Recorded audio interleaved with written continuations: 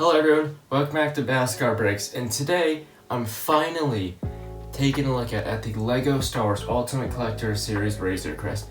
Had this set for quite a few weeks now. Admittedly, it's been a minute. This is a long time coming, but finally I'm going to be taking you through one of the coolest LEGO sets that I've ever been fortunate enough to get my hands on. This is $600. It still hurts saying that out loud even after having it for I think almost a month now.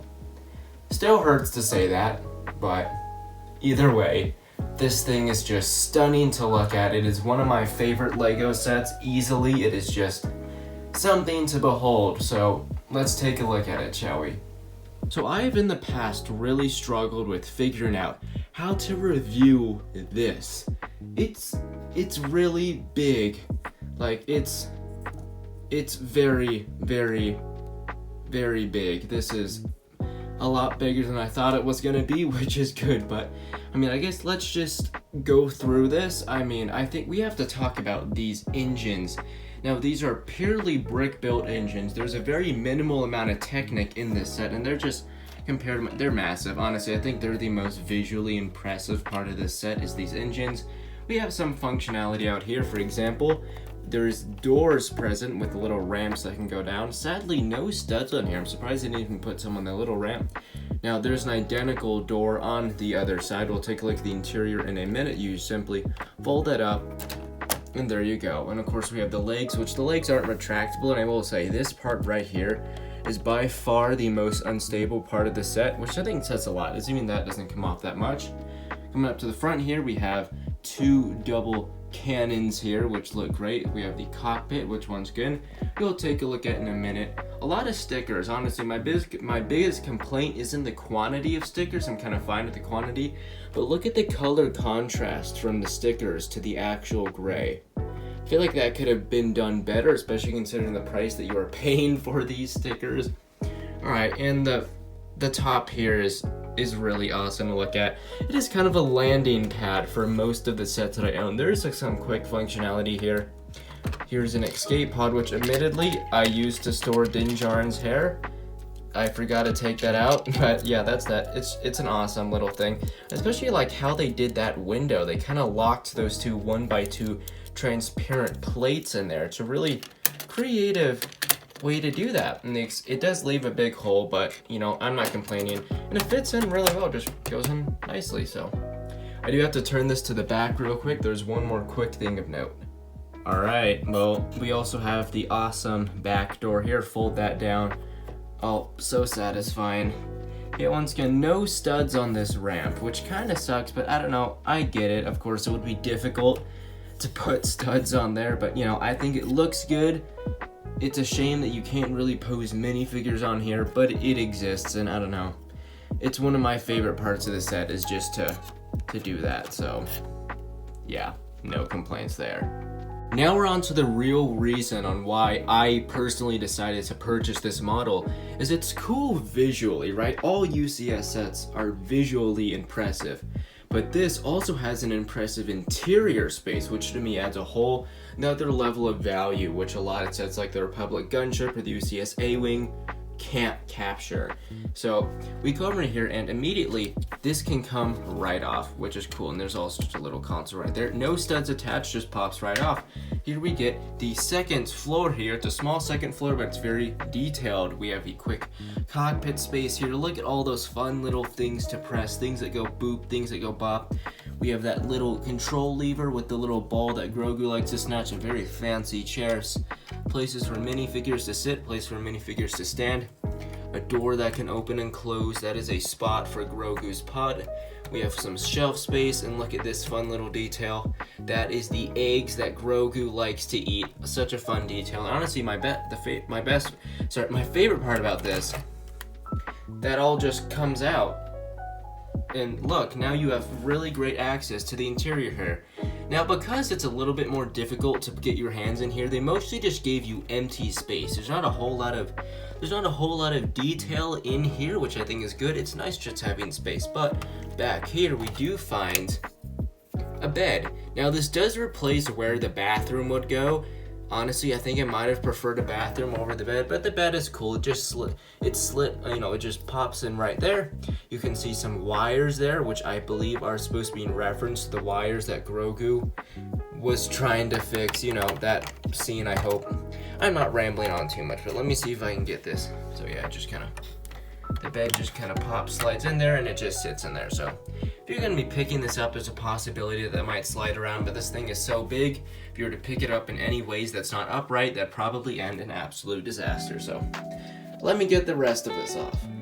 Alright, now I got the big thing off. I can take off all these little ones on camera, which I think it's important to show you some of the disassembling of this. Now that entire big section of the engines and the escape pod is only held by 2 studs. Everything here, not that many studs over there. Not that many studs over there. All these sections, excuse me for a moment, they all are, they aren't connected on by that many studs. They're really easy to take off. The interior is extremely accessible here. Let's take a look at some of the very fun details in here. Thankfully, a lot of this is actually pretty removable. For example, the weapons cabinet with a baby on board sign, that is absolutely hysterical. You can get some of this oven shoes, some of these standard doors, and well, let's see, here we go. Weapons. I won't show you absolutely everything in detail, but there you can see some of Boba Fett's armor there. Sorry, I was going to try to fix that antenna, but hopefully that's good enough there. It's not technically it's not the correct version of Boba's armor, but hey, it's good enough. I just broke something, who cares? It actually gave me really great access into here.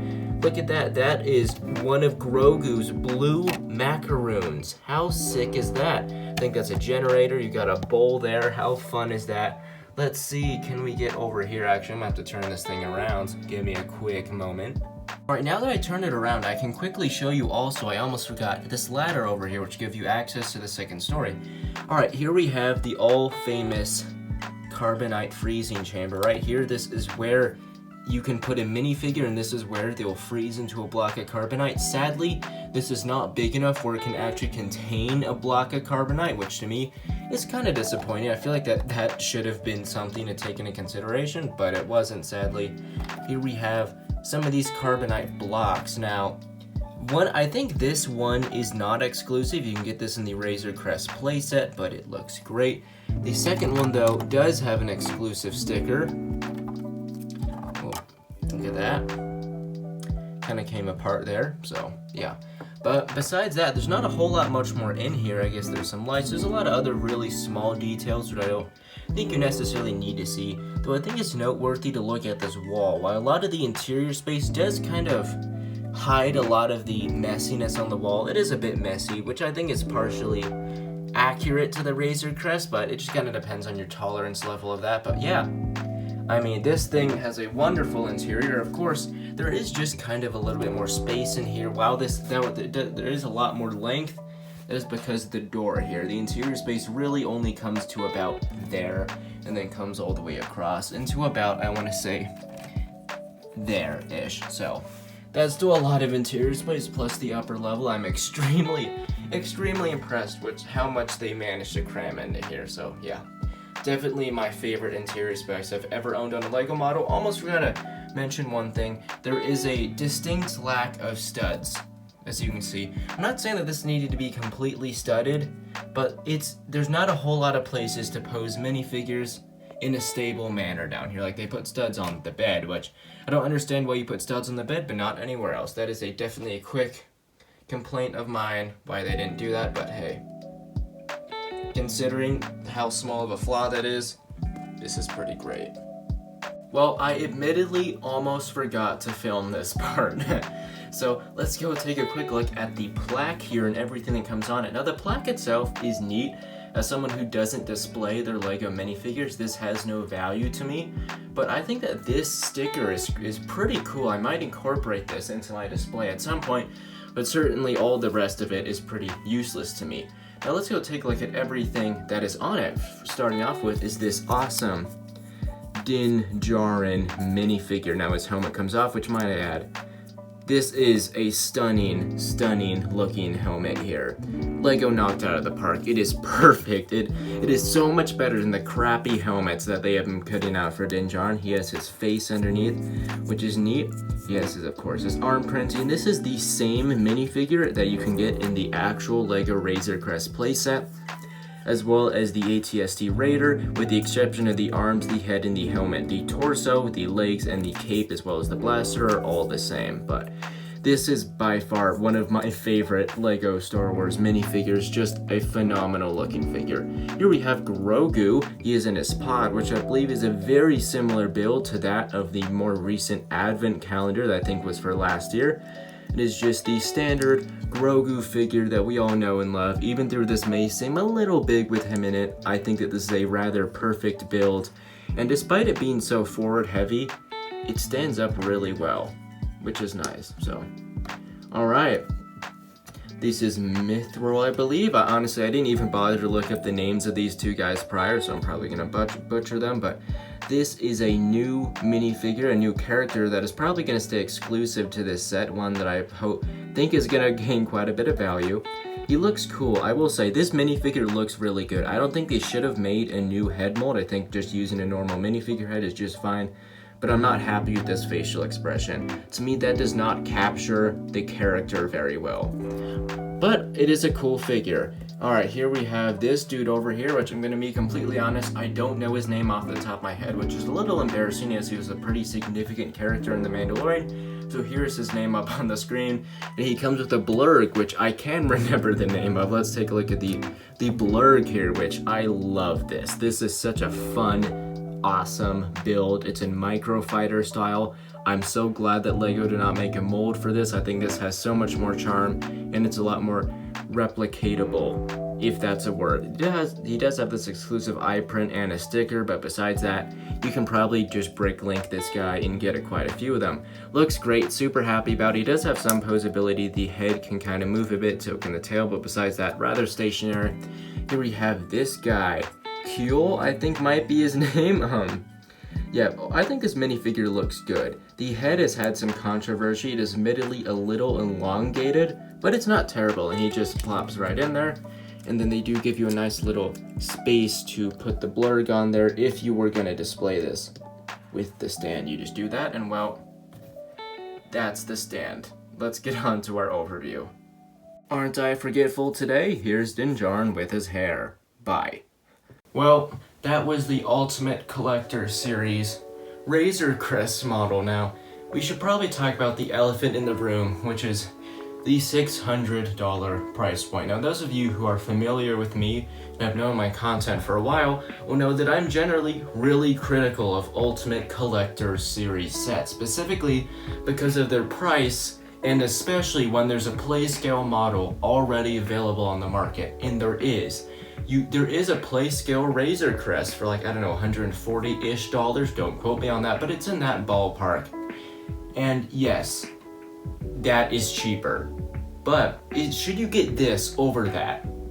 And no, don't get this over the play scale version. If you already have the play scale version, you already have a pretty darn good Lego Star Wars Razor Crest. In my opinion, this is for Lego Star Wars fanatics, not Star Wars fanatics, not Lego fanatics. You have to like both really strongly. This is not for the faintest of hearts. You really have to really be passionate about Lego Star Wars to buy this, or have too much money sitting around. So, and there are other alternatives. Once again, there is the smaller Lego Star Wars Razor Crest, which I keep doing that. It's around that big, I think, in comparison to this. And there's also a really nice Hasbro model, which is more shiny. It's about the same size, and it's about half the price. So if you want a Razor Crest model, that to me is the go-to model. This is for Lego Star Wars fanatics. But if you are Lego Star Wars fanatics, I'm gonna be completely honest, I think this is worth the $600. Doesn't mean you can buy it, you should buy it, but if you are within the range, if you are within that demographic and you do decide to pull the trigger, I don't think you're gonna regret it. I look at this and I think this is $600 worth of Lego, which is weird for me to say that this $600 Lego set kind of has some value with it. So yeah, that is my look at the LEGO Star Wars Ultimate Collector Series Razor Crest. This was admittedly a little bit of a rushed, a little bit of a chaotic, unprofessional review, which is kind of on par for me, so hey, I don't care. Either way, I hope you enjoyed this video. If you did, of course, make consider leaving a like, subscribing if you're enjoying my content, join my Discord for more Beskar Breaks action, and well, I'm gonna figure out where I'm gonna put this, and catch you in my next video. Bye.